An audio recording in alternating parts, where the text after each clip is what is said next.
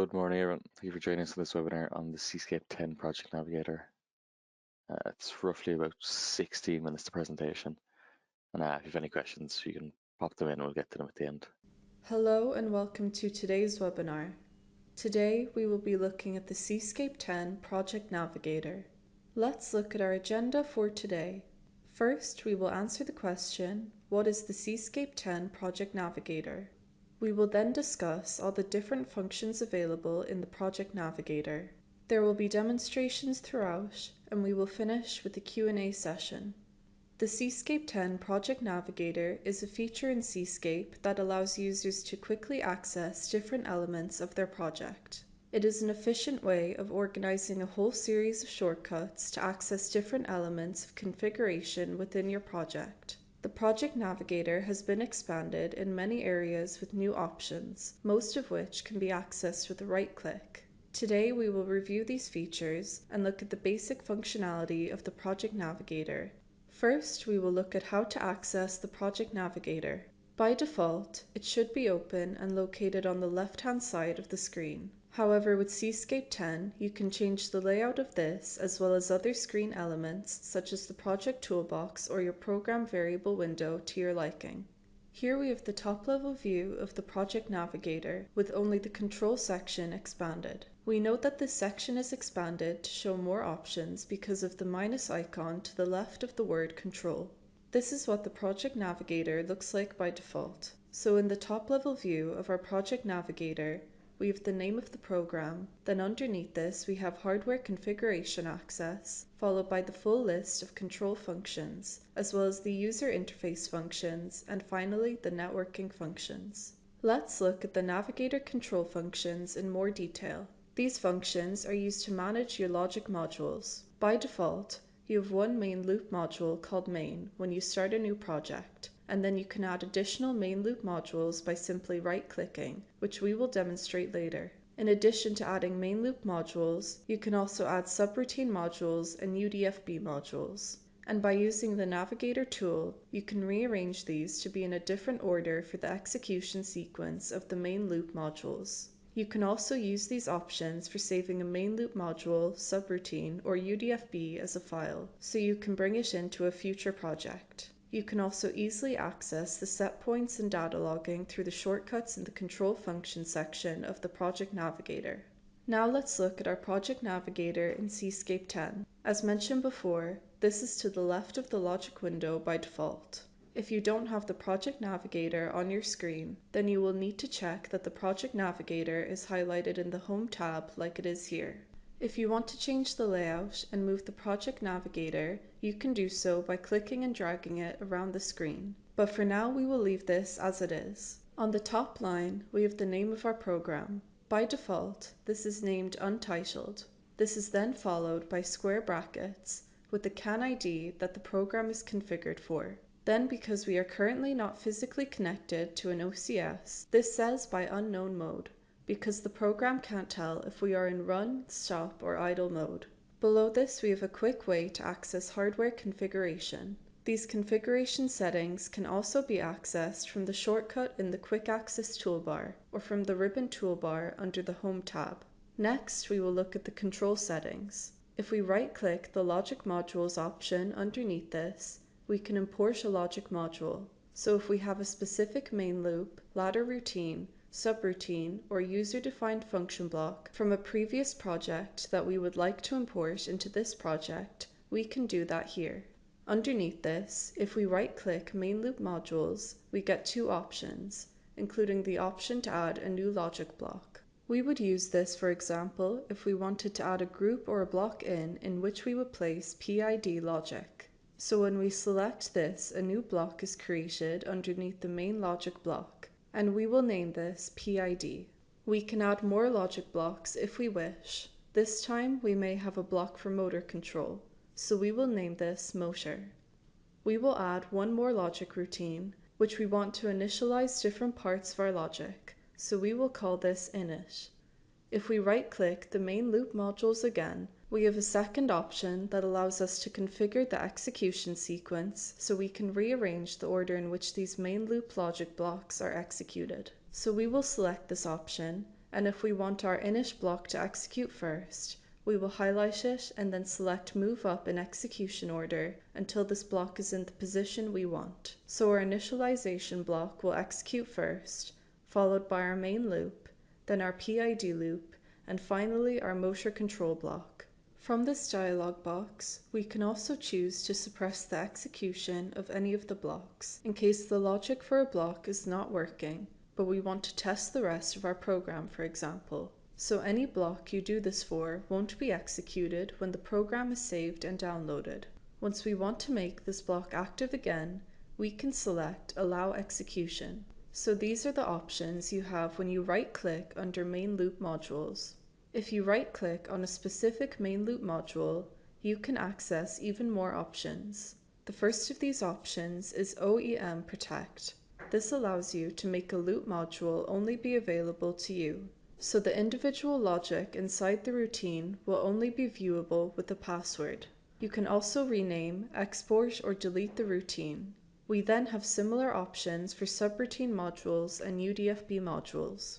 So if we right-click Subroutine Modules, we can create a new subroutine. And if we right-click UDFB Modules, we can create a new UDFB. And once you create a new subroutine or UDFB, you will be able to access similar options as for the main loop modules. Finally, under UDFB modules, we have some convenient shortcuts for accessing set points and data logging. So this is the top-level default view of our Project Navigator and control section. Next, we will look at the user interface functions that are available in the Project Navigator. One of the main features from this section is that you can create screens, as well as screen groups. Screen groups are an organizational feature that allow you to sort your screens into different categories.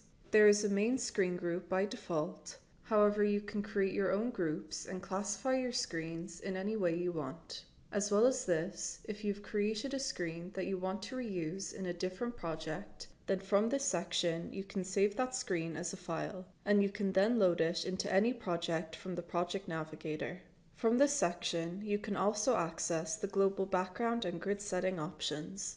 So for example, if you wanted to add a red background to all of your screens, you can set a global background so that every time you create a new screen, it would start out with a red background. You can also set the default grid settings for every new screen you create to match the default that you want. Finally, you have one-click access to alarms, audio if you're using a unit that supports audio, recipe database, and the report editor. Under user interface functions, we also have several WebMI configuration and language configuration options where we can conveniently access and manage our users and security and our language options. Now we will look at the user interface section of the Project Navigator in Cscape 10. We will expand the user interface section and right-click User Interface. When we do this, we are given some extra options, the first of which is the Add Screen Group option. Once again, screen groups are an organizational feature which allow you to place individual screens within groups. By default, we already have a screen group called Main Screens. We will add another screen group, which by default is named Group 1. We will rename this PID because we want to create some PID screens for tuning, and we will then organize these screens so that they're within this screen group. Next, we will create a new screen under our PID screen group. To do this, we will right-click on our PID screen group and select Create New Screen, and we will rename this to Tuning. So now we have our tuning screen, and for Cscape 10, the editing area is here as a tab with the screen number in brackets. From the user interface section, we can also make changes that apply to all of our screens, such as making the background for all of the screens the same color by default. So if we right-click on our screen editing area, we can set the background here or change the grid settings. However, these changes will only apply to this particular screen.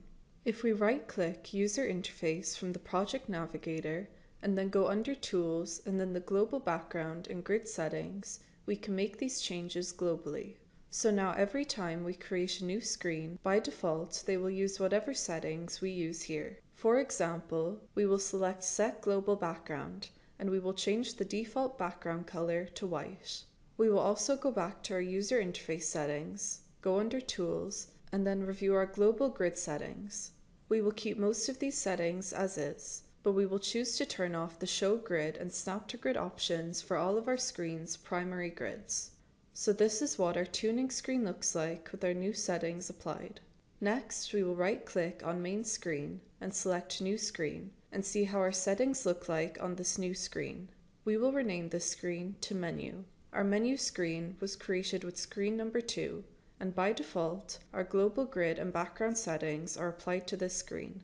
Next, we will return to our user interface by right-clicking and look at our configuration settings. The options available here will depend on the type of controller you are using. From here, we can access options for video, if you are using the XL series for example, as well as file counters, file select, screen capture, and display settings. If you're using an OCS model that doesn't have physical function keys, then you will also be able to adjust where you want your slide in function keys to slide in from. This option is currently not available to us as we're using a Canvas 4, which is built-in physical function keys. We will also look at our font settings. Similar to the configuration settings, the options available here will depend on which controller series you're using. For our Canvas controller, the only option we can access here is to import fonts. This is because the Canvas series uses a different font system than the rest of the OCS series. With the other OCS series, we can access the Font Manager, Font Creation Wizard, Font Editor, and Font Migration tools.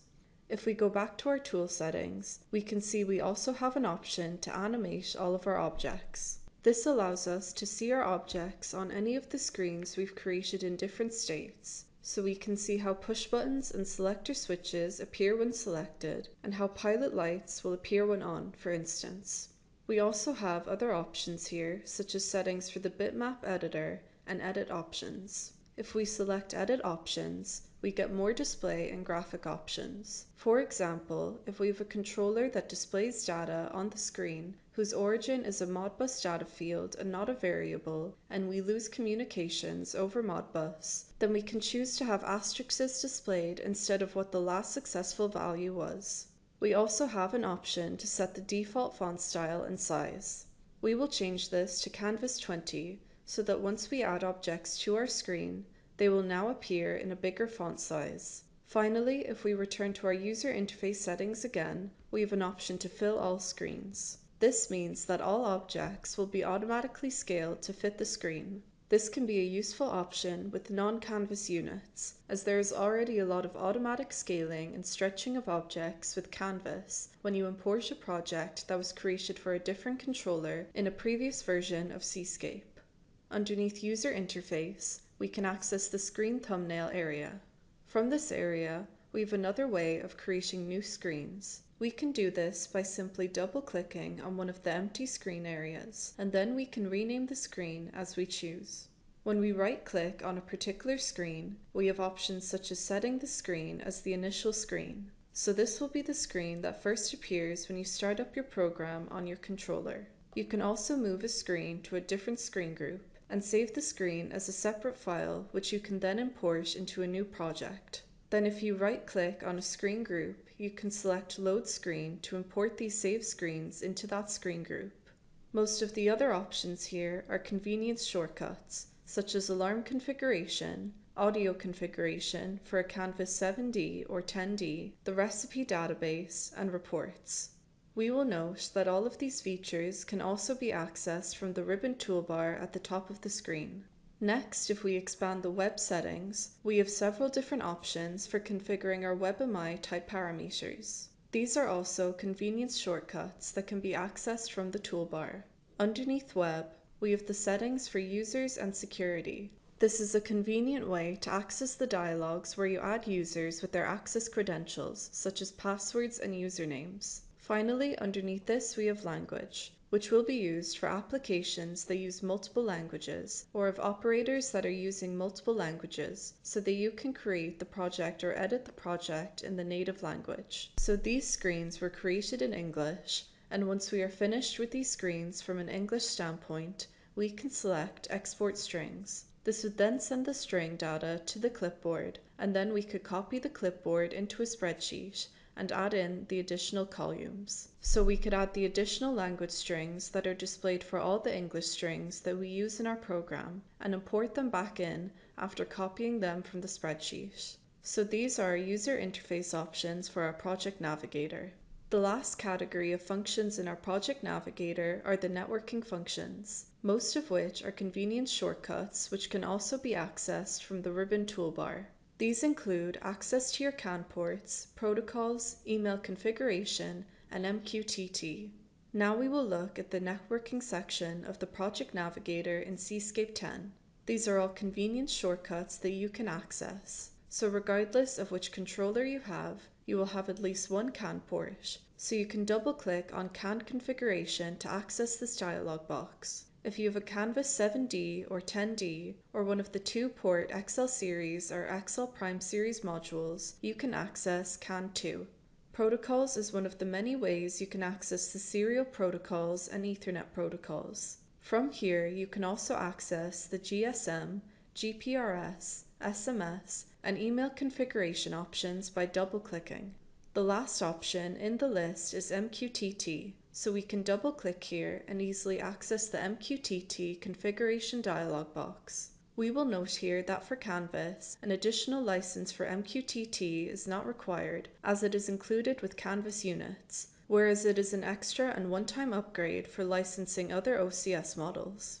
That concludes our webinar for today. Thank you so much for listening, and the Q&A session will begin shortly.